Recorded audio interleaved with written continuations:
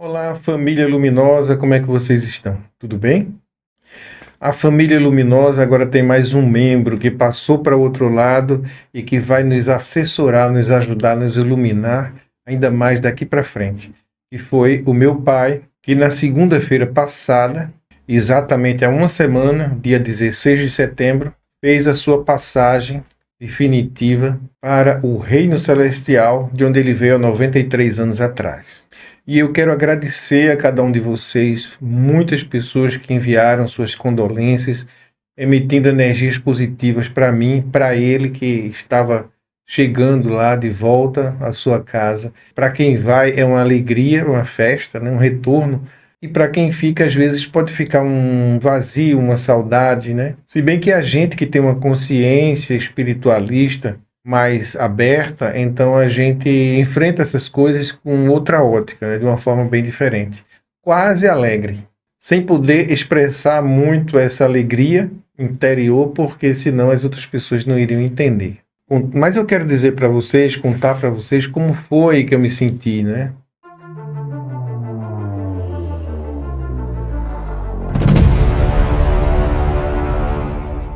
Nós fizemos os rituais fúnebres lá no cemitério Morada da Paz, em Recife, onde compareceram familiares, amigos e muitas datas, né? Jovens, idosos, os netos, os filhos, os bisnetos, os que puderam estar presentes naquela data, né?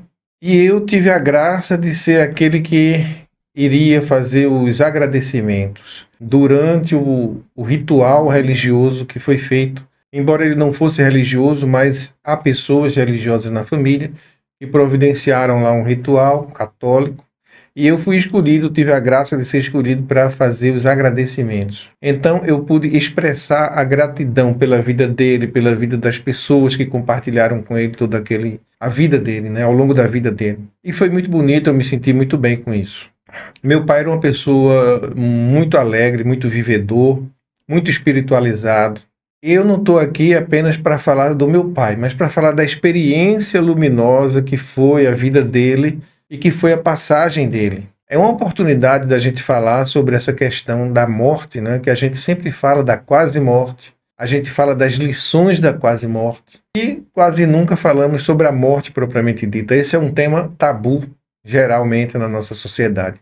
Mas eu vou aproveitar agora para falar sobre isso. Meu pai leu um livro que marcou muito a vida dele, que foi Zorba, o Grego, um romance de Nikos Kazantzakis. E a história de Zorba é interessante porque ele era um cara vivedor, ele não desperdiçava nenhuma oportunidade de aproveitar os prazeres da vida. Sem maldade, sem violência, sem malícia, mas apenas aproveitando até em excesso as oportunidades que a vida dava para ele de viver um momento bom, de olhar para a vida sempre de uma forma positiva. E meu pai se espelhava muito nesse personagem. Ele se identificava muito com Zorba, o grego. Abrindo aqui um parêntese, eu não sei se todos conhecem, mas Osho, que foi uma espécie de guru indiano, fez muito sucesso nos Estados Unidos, lá pelos anos 80 do século passado. Ele falava que o homem ideal era Zorba, o Buda, porque Zorba sabia aproveitar muito bem os prazeres dessa vida.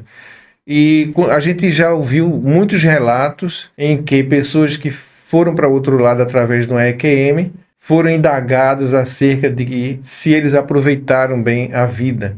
E Zorba sabia aproveitar a vida como ninguém. E meu pai era um pouco Zorba, ou muito Zorba. Só que Osho, esse espiritualista, guru, mestre indiano, ele dizia que o homem ideal deveria ser Zorba, o Buda. Quer dizer, aproveitar bem a vida aqui na Terra, mas ter uma mente transcendente, ter uma consciência elevada, desenvolvida, né? Então, o homem que sabe aproveitar bem a vida, que dança, que brinca, que ri, que goza a vida, e ao mesmo tempo tem uma consciência elevada, tem uma espiritualidade bem desenvolvida, esse é o homem ideal, e eu concordo com ele. Então, para mim, ele fez o ciclo completo, ele foi Zorba, o Buda. E aproveitando esse tema, eu quero dizer que vocês que já me conhecem aí há alguns anos aqui falando sobre espiritualidade, eu quero dizer que meu pai teve uma importância enorme na minha formação ele foi praticamente um guia para mim nessa questão da trilha espiritual. Eu posso dizer que os dois aspectos que eu desenvolvi nessa prática espiritual, que são mais importantes, foi ele que me induziu a fazer e me conduziu a fazer. Um é a meditação, porque ele sabia que eu gostava desses temas, ele também gostava muito, então quando tinha uma oportunidade, ele sempre passava para mim e me incluía.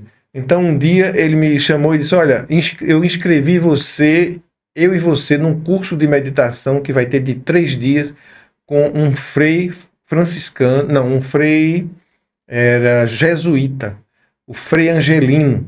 O Frei Angelino era aqui nordestino, durante muito tempo foi representante de uma ala mais progressista da igreja. Quer dizer, ele se preocupava muito com a questão social, material da vida do ser humano, né? Mas depois ele veio a conhecer a meditação que ele chamava meditação cristã, que não tem diferença da meditação oriental, né? Então ele ensinava a meditação cristã, ele chamava de contemplação cristã, mas nada mais é do que a meditação oriental, com uma visão cristã. Então meu pai me reservou lá essa vaga para gente, pagou para mim no final de semana lá em Jaboatão dos Guararapes, lá perto de Recife, com o Frei Angelino, e foi ali que eu comecei a entender e a praticar a meditação, que hoje é uma coisa maravilhosa na minha vida, porque não é só o fato da gente sentar numa cadeira e fazer como o Frei Angelino ensinava, 20 minutos de meditação 2 vezes por dia. Se a pessoa fizer isso, ela dá um salto na espiritualidade, na ampliação da consciência, que não tem mais tamanho. Basta dizer que eu nunca consegui fazer 2 vezes por dia. Parece uma coisa tão simples, né? 20 minutos 2 vezes por dia. Eu não consegui, até hoje. Talvez eu fiz lá com o Frei Angelino, né? Naqueles dias que passei lá com ele, porque tinha um momento que a gente fazia. Mas o máximo que eu consigo fazer é 20 minutos, e nem todos os dias. Às vezes eu passo semanas sem fazer. Mas tem uma coisa que a meditação desenvolve na gente, que é a capacidade de se auto-observar, né? De se desidentificar com o corpo, com a mente, com as emoções, e observar tudo isso, observar os pensamentos. Não é parar de pensar, mas é saber se desligar, quer dizer, se desconectar da mente que pensa e observar essa mente. Então, esse que observa, ele está em silêncio. Esse que é a consciência que observa, ele está em silêncio, ele está prestando atenção naquilo que ele está vendo, que é a mente do personagem, no caso, Paulo aqui, né? A mesma coisa o corpo, né? A meditação ensina a gente a viver consciente do corpo, a procurar comer de uma forma consciente, procurar sentir o corpo, né? E sentir as reações do corpo, entender elas, observar elas como uma testemunha. A mesma coisa em relação às emoções, né? A gente começa a compreender, a perceber as emoções e se desidentificar com delas, né? Então, por exemplo, se eu sinto uma emoção como raiva, por exemplo, eu percebo a chegada da raiva, eu observo ela e tenho condições até de deixar que ela passe, que eu sinta e que ela passe, sem ter que entrar na vibração da raiva e reagir de uma forma raivosa a qualquer situação. Não que isso aconteça com perfeição em mim, mas cada vez mais a gente vai treinando e vai se melhorando como pessoa, né? Observando as emoções e não se deixando levar por elas. Observando o corpo e não se deixando levar por ele. Observando a mente e não se deixando levar pela mente. Isso é muito útil, até, por exemplo, à noite, quando a gente vai dormir. Muita gente reclama de insônia, mas quem já praticou meditação e compreendeu como funciona a coisa, sabe como se colocar no momento presente, ali naquele ambiente silencioso, noturno, escuro, propício para dormir, se desliga dos pensamentos, das coisas do passado, das coisas do futuro, e fica ali naquele ambiente sentindo o corpo, sentindo a respiração, sentindo a cama, o travesseiro, respirando. Se a pessoa fizer isso, em poucos minutos, é questão de, acho que nem 1 minuto ou 2 já está dormindo. Então eu uso isso quase todas as noites. Porque quando eu levanto, por exemplo, para ir ao banheiro durante a noite, que volto já vem pensamentos sobre lembranças do passado, pensamentos sobre o futuro. E se eu deixar, eu passo ali 1 hora sem dormir. Mas aí com a técnica que eu aprendi com o Frei Angelino, eu consigo me relaxar e dormir novamente. Então isso é uma coisa que a gente usa o tempo todo para ter uma inteligência emocional, para ter uma inteligência corporal, física, para ter uma inteligência mental, de uso da mente. A consciência, Frei Angelino falava muito da questão do verdadeiro eu e do falso eu. Quem é o falso eu? É esse personagem que tem o nome de Paulo e que exerce algumas funções na sociedade, na família. E é saber quem é Paulo e quem é o verdadeiro ser que anima esse personagem. Saber distinguir quem é o verdadeiro eu e o falso eu. O Frei Angelino ensinou isso muito bem. Então isso é fundamental na minha existência e na minha caminhada espiritual. E foi meu pai que me colocou nesse caminho, foi quem me apresentou o Frei Angelino e me ajudou de uma forma que eu não tenho mais como agradecer. Não tenho como agradecer suficientemente para ele.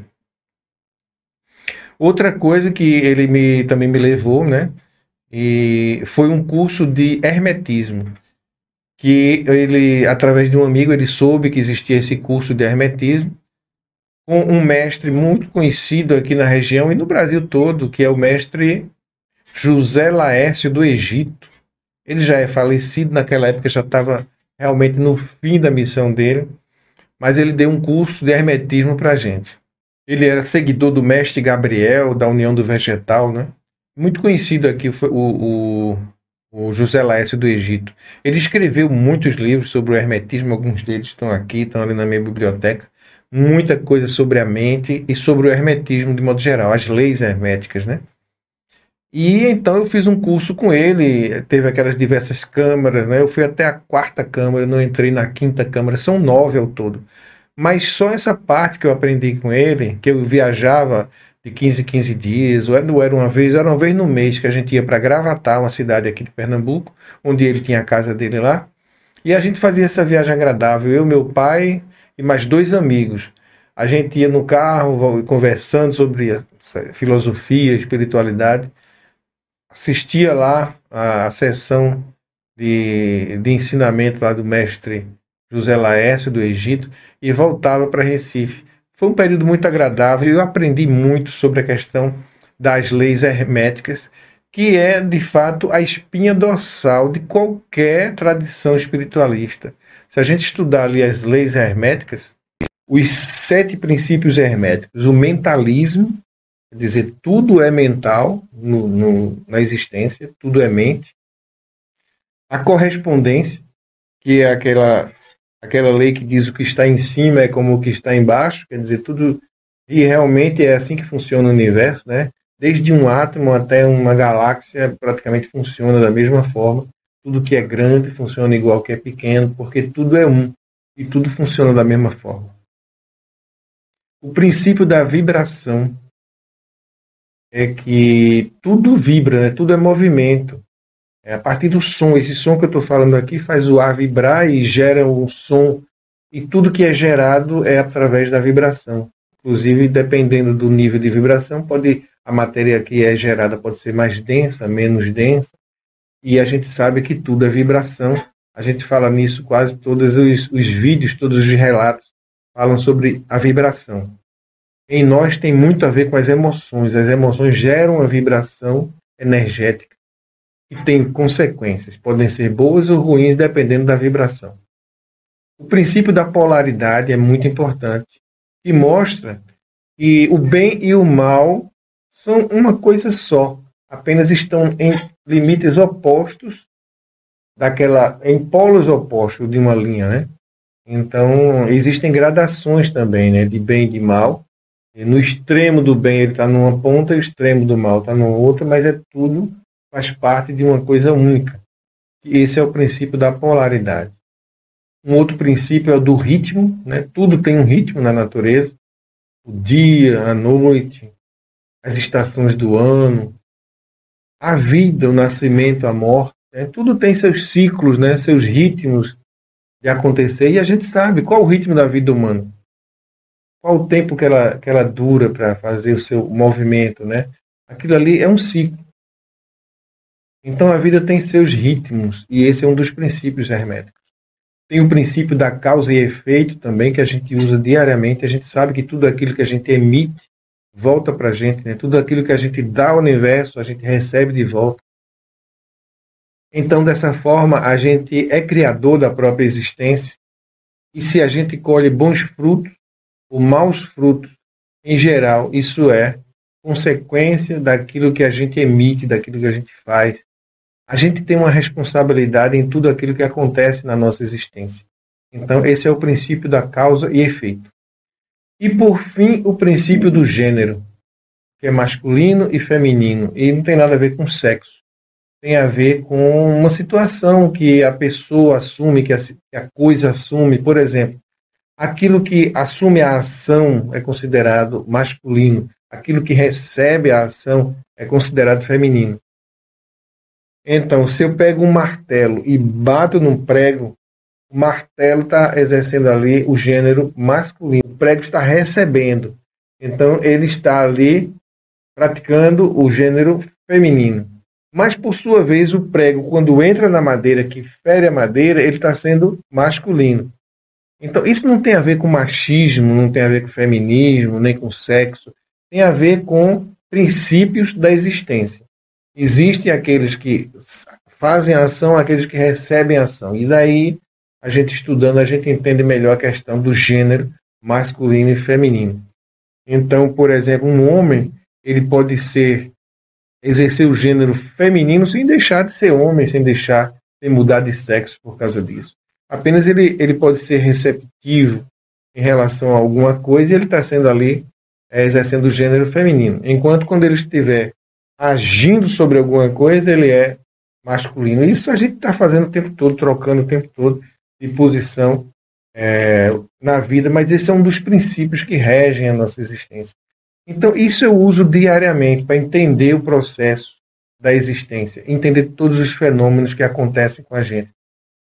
E esses dois aspectos, questão da meditação e do conhecimento das leis herméticas, foi diretamente providenciado pelo meu pai, isso ao longo da vida, né? Faz assim muitos anos que eu fiz esse curso com Frei Angelino. Eu tinha 40 anos. E o hermetismo foi mais ou menos por aí também, acho que antes, acho que eu tinha 30 e poucos anos. Então marcou muito minha vida. E outras coisas que meu pai marcou também, porque ele era muito espiritualista, né? Ele era psicólogo, além de ser engenheiro agrônomo, professor da universidade lá. Quando ele se aposentou, ele já era também formado em psicologia. Aí fez um curso lá em São Paulo de psicologia.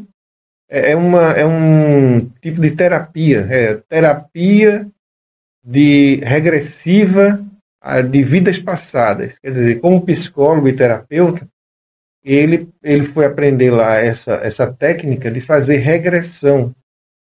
E o nome era mais ou menos isso, terapia regressiva de vidas passadas, a vidas passadas. Considerando, né, que a possibilidade de existir vidas passadas.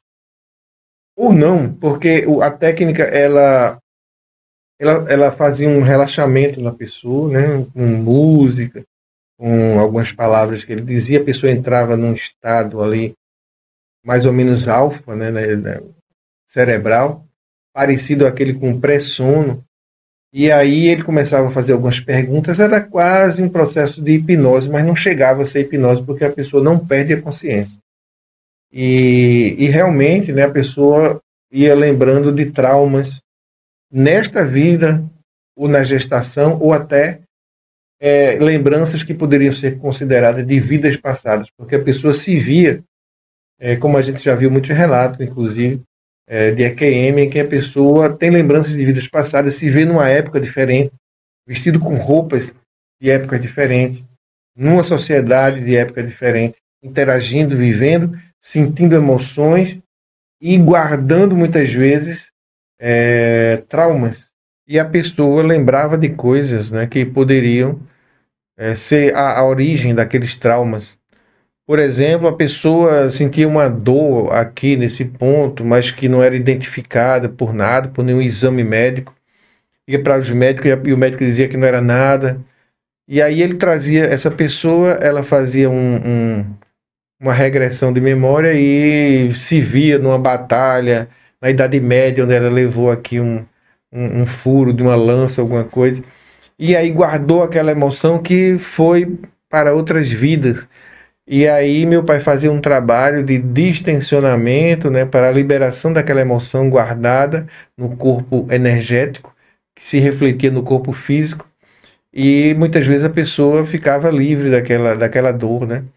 Tem casos, por exemplo, de uma pessoa que era gaga, ele me contou isso, e essa gagueira vinha de traumas da infância, de relacionamentos com o pai, e ele conseguia identificar isso e aí fazia um trabalho de liberação daquelas emoções e a pessoa então voltava a ter uma fala normal. E a gente conversava muito sobre essa questão, porque isso envolve demais a questão da espiritualidade, uma vez que considera a possibilidade da existência de outras vidas, né, de reencarnação e tudo mais. Ele não dava muita importância a essa questão da reencarnação, se a pessoa acreditava ou não, se era ou não de outra vida. O fato é o seguinte, é que a terapia fazia com que a pessoa tivesse aquela visão de uma determinada situação que causava aquele trauma e a pessoa ficava curada daquilo. Então, ele dizia, não precisa você acreditar em reencarnação, não. Só estou levando você a lembrar de uma situação que pode ter acontecido ou não, mas que instalou em você, ou essa visão está mostrando como a gente pode fazer para distensionar e liberar essas emoções. E aí tinha muitos casos assim que meu pai tratava e comentava comigo, né? Lógico, guardando aquela questão da ética. Ele não dizia nome, nada, mas ele comentava sobre o caso, sem dizer quem era a pessoa. E a gente até discutia. Eu tinha insights, falava para ele o que eu pensava sobre aquilo. E a gente só conversava praticamente sobre essas coisas. Quando não era sobre alguma coisa assim, de, como eu disse, de prazer na vida, de viagens, de coisas que ele gostava de fazer. Ele gostava muito de interior, gostava muito de vida no campo, de gado, de cavalos.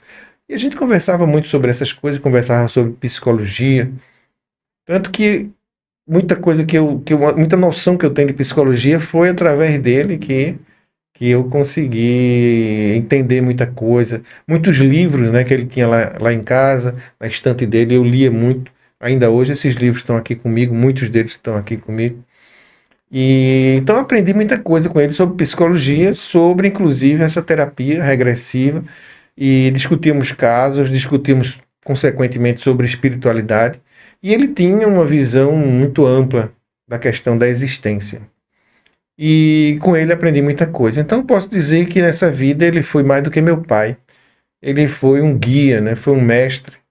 E aí ele me apontava as direções e eu ia. E eu acho que, assim, eu devo a ele tudo que eu sou hoje, não só como pessoa, né? Pela educação que ele me deu, uma educação livre, uma educação sem medo, né? Liberdade, ele dava liberdade, ao mesmo tempo com responsabilidade e com ausência de medo. Aprendi muito com ele sobre coragem, sobre como enfrentar dificuldades na vida, que ele enfrentou muitas, muitas dificuldades, inclusive profissionais, desemprego e muitas outras questões que aconteceram com ele e que eu pude ver como é que ele agia e aprendi muito com ele, muita coisa importante sobre como enfrentar desafios na vida. E então ele foi meu pai, meu educador, meu mestre, meu guia. Foi tudo isso. E vai continuar sendo, porque é a tal história. A gente às vezes diz assim, eu perdi meu pai, né? Mas eu não perdi meu pai, eu tive meu pai. Ele viveu a vida toda comigo, 93 anos da vida dele e 62, 61 da minha. Então eu tive meu pai a vida inteira e vou continuar tendo, porque o que ele passou para mim vai continuar existindo dentro de mim, vai continuar me ensinando, me mostrando os caminhos. Eu não perdi ninguém, Pelo contrário, eu acho que agora ele está muito mais perto de mim, inclusive agora, quando eu fui gravar esse vídeo sobre ele, eu chamei ele para vir me ajudar e tenho certeza que a energia dele está aqui comigo. É muito mais meu companheiro agora do que era antes, porque inclusive nos últimos anos ele doente ficou muito distante de mim, eu morando numa cidade, ele noutra, a gente se viu uma vez no mês, assim, e nos últimos tempos, né, acho que nos últimos 2 anos ele não falava mais nada. Então ficou difícil a nossa comunicação.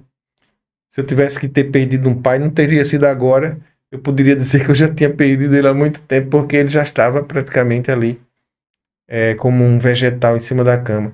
Mas eu não perdi, como eu disse, ele está muito vivo aqui dentro de mim e através de mim ele está vivo. Bom, então voltando agora para a questão dos rituais fúnebres, né?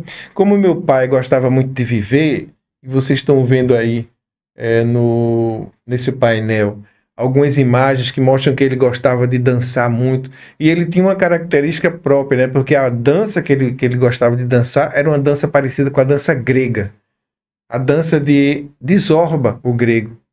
Vou até colocar um pedacinho aqui do vídeo de Zorba, o grego, para vocês verem como era a dança.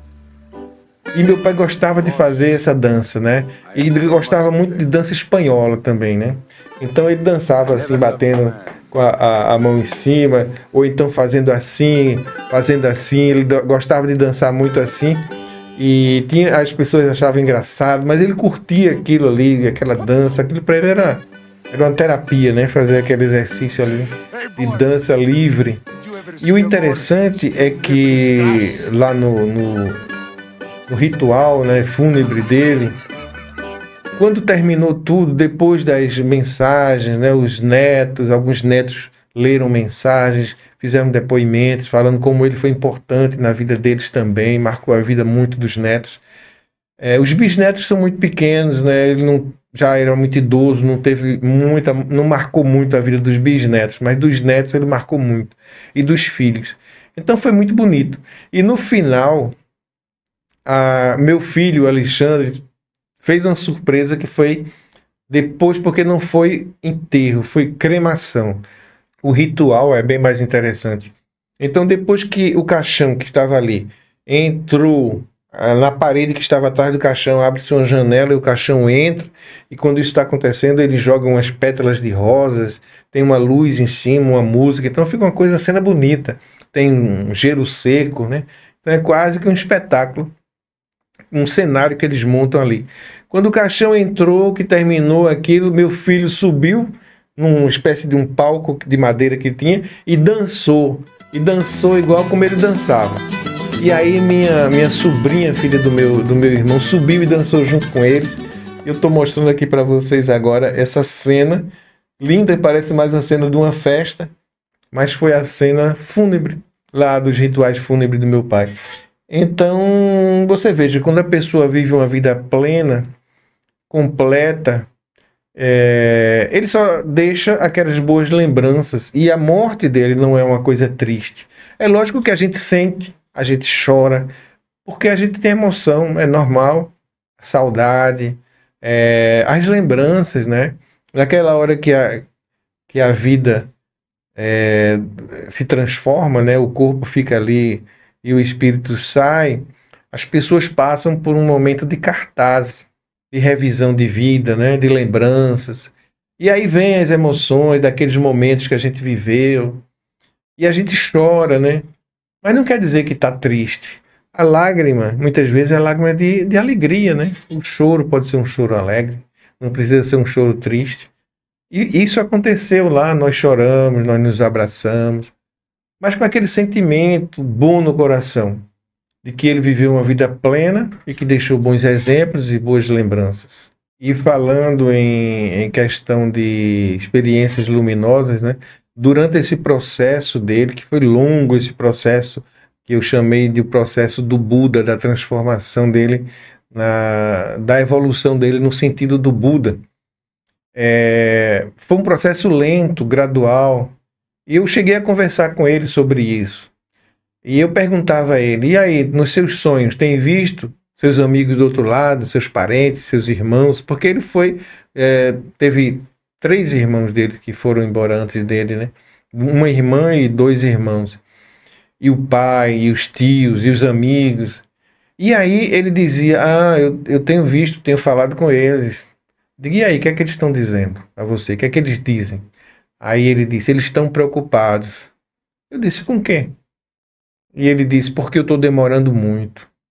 Como quem diz assim, eu estou demorando muito nesse processo. Realmente foi um processo lento, sofrido, né? Talvez, ele precisava passar por isso, lógico, isso não acontece por acaso, né?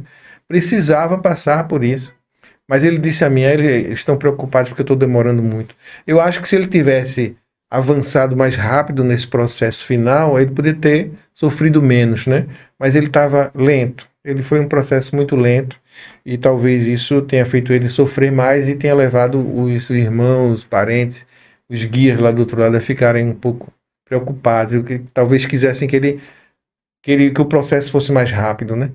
Então ele via esses irmãos. Teve um dia lá que a cuidadora dele disse que ele conversou muito com um irmão dele chamado André e disse a André, como se André estivesse sentado assim ao lado dele, que ele era um operário, que é como quem diz assim, você está cumprindo um papel importante aí, depois de falecido, né? Um papel de procurar ajudar a pessoa naquele processo de desprendimento, de desligamento do corpo. E ele ajudou meu pai nisso. E meu pai chegou a falar, conversar com ele lá. Só ele via esse meu tio. E também teve um dia lá que a cuidadora falou que ele estava na cama e ele abriu os braços e disse: meu primo, que bom você estar aqui, me deu um abraço. Aí fez o gesto do abraço assim. Só ele via aquele primo. Então, quando a pessoa está assim próximo da morte, ela tem muito dessas experiências, né? Eu acho que todos vocês aí que têm idosos na família, que viram o processo de envelhecimento e de morte de alguém, vê que a pessoa passa por esse processo. E muitas vezes, se você perguntar ao médico, ele diz, não, isso é normal, faz parte do envelhecimento do cérebro. Então, ele não vê isso como algo transcendente. Ele vê como um processo de envelhecimento mesmo da mente, do cérebro. Mas, e nos momentos finais, né, ele acha que a pessoa tem alucinações quando vê o pai, vê a mãe.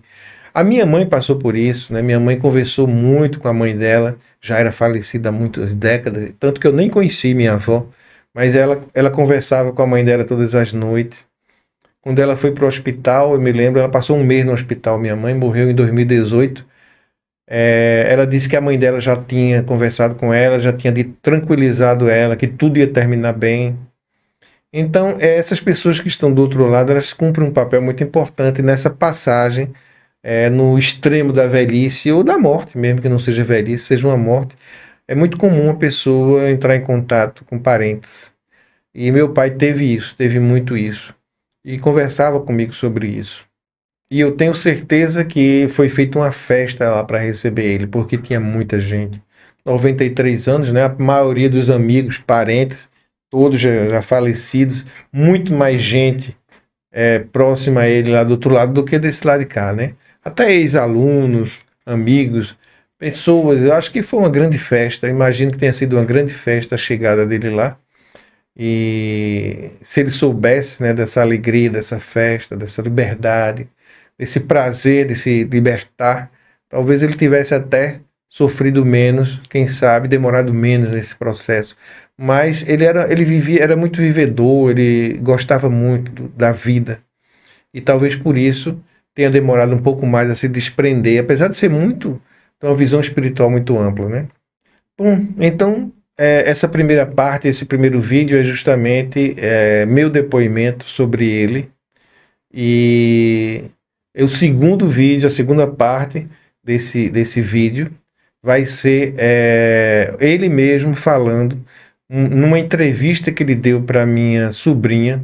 Essa minha sobrinha hoje é psicóloga, mas em 2013, quando ela entrevistou meu pai, que é psicólogo, era psicólogo, né? E ela é estudante de psicologia na época, estava fazendo um trabalho sobre Jung. Então ela queria saber qual era a contribuição que Jung tinha deixado para a psicanálise. E aí meu pai aproveitou, né, para falar a visão que ele tinha sobre Jung, sobre Freud, e inevitavelmente ele teve que falar sobre a questão da espiritualidade, porque Jung representou muito isso, né? Trazer essa visão transcendental para o ser humano, né? Enquanto Freud descobriu daqui da mente para dentro, no caso do inconsciente, o subconsciente, a influência do inconsciente no nosso comportamento, Jung ele transcendeu isso porque ele teve experiência. Inclusive, Jung teve um EQM, que tem um vídeo, inclusive no meu canal, que fala da EQM de Jung, que na época não tinha esse nome, mas que como ele descreveu, era um EQM exatamente. Vocês podem olhar no meu canal, tem esse vídeo aí que eu vou deixar o link na descrição deste vídeo.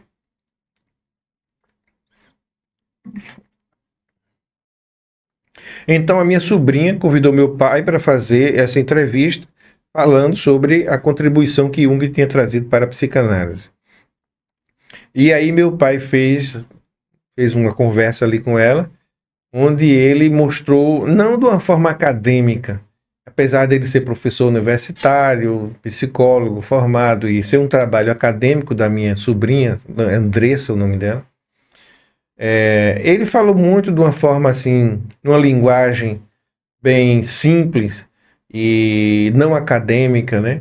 Mostrando muito a visão pessoal dele sobre aquele processo que aconteceu ali para a psicologia e para a psicanálise entre Jung e Freud.